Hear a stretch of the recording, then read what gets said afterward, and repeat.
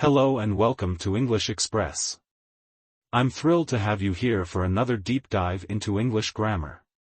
Today, we're tackling a fascinating topic that can add precision and depth to your conversations: conditional sentences. Conditional sentences, also known as if clauses, allow you to talk about possibilities, hypothetical situations, and consequences. Whether you're making plans, offering advice, or imagining what could happen, mastering conditionals is a game changer. Here's what we'll cover. The 4 main types of conditional sentences. Practical examples for everyday use.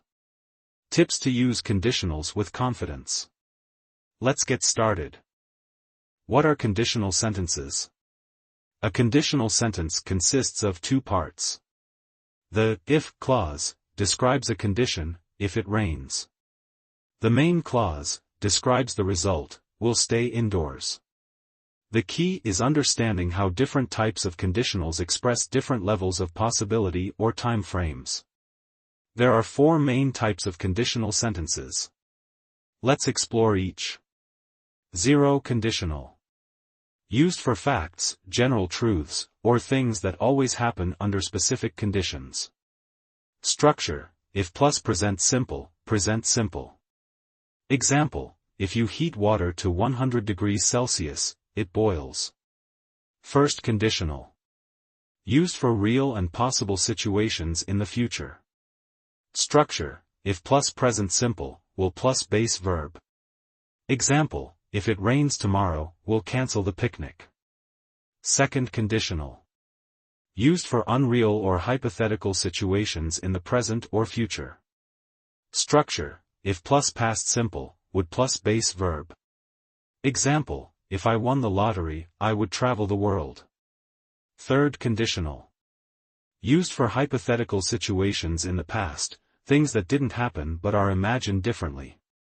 Structure: if plus past perfect, would have plus past participle. Example: if I had studied harder, would have passed the exam. Let's see how conditionals apply in real-life contexts. 0 conditional in everyday use. If you exercise regularly, you feel healthier. If you mix blue and yellow, you get green. First conditional for planning. If you finish your work early, we'll watch a movie tonight. If the weather is nice, we'll go hiking this weekend. Second conditional for dreams and hypotheticals. If I were taller, would play basketball. If I had $1 million, I would buy a house by the beach. Third conditional for regrets and reflection. If I had woken up earlier, I wouldn't have missed the bus. If they had invited us, we would have joined the party.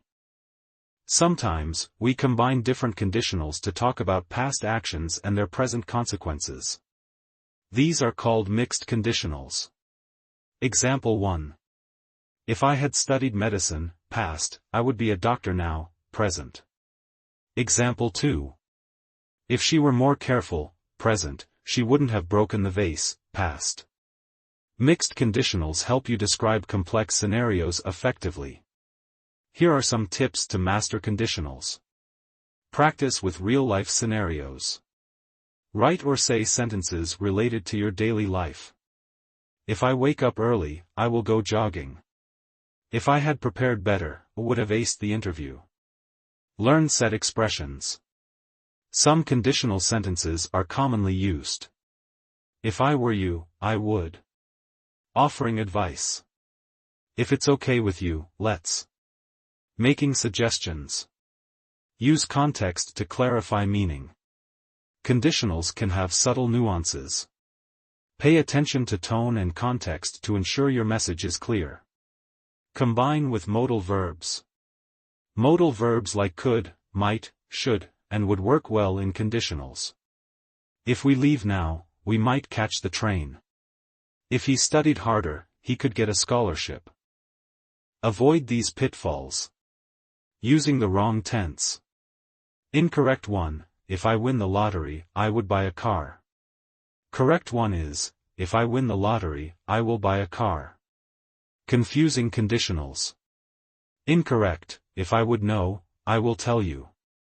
Correct: if I knew, I would tell you. Practice is key to mastering these details. That's it for today's episode of English Express. Conditional sentences are a powerful tool to express possibilities, dreams, and regrets. By understanding their structure and practicing regularly, you'll find them becoming a natural part of your conversations.